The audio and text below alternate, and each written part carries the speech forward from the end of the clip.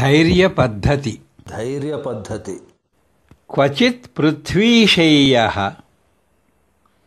क्वचिदपि च पर्यङ्कशयनः क्वचित् पृथ्वीशय्यः क्वचिदपि च पर्यङ्कशयनः क्वचित् शाकाहारः क्वचिदपि च शाल्योदनरुचिः क्वचित् शाकाहारः क्वचिदपि च शाल्योदनरुचिः क्वचित् कन्धाधारी क्वचिदपि च दिव्याम्बरधरो क्वचित् कन्धाधारी क्वचिदपि च दिव्याम्बरधरो मनस्वी कार्यार्थी न गणयति दुःखं न च सुखम् मनस्वी कार्यार्थी न गणयति दुःखं न च सुखं ಧೈರ್ಯ ಪದ್ಧತಿ ಏನೇ ಅಡೆತಡೆಗಳು ಬಂದರೂ ಸಹ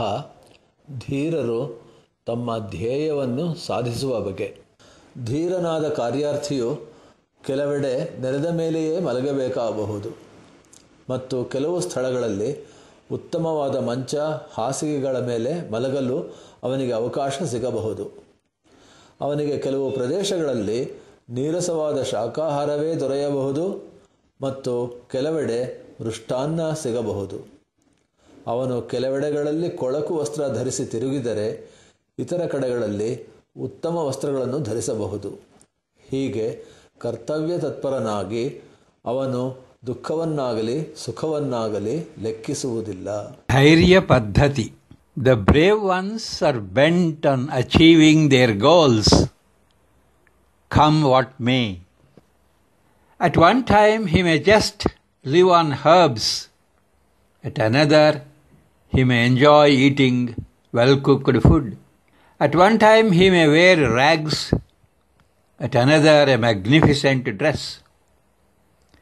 For those steady persons who are bent on achieving their purpose, it does not matter whichever state they are in, whether in pain or pleasure.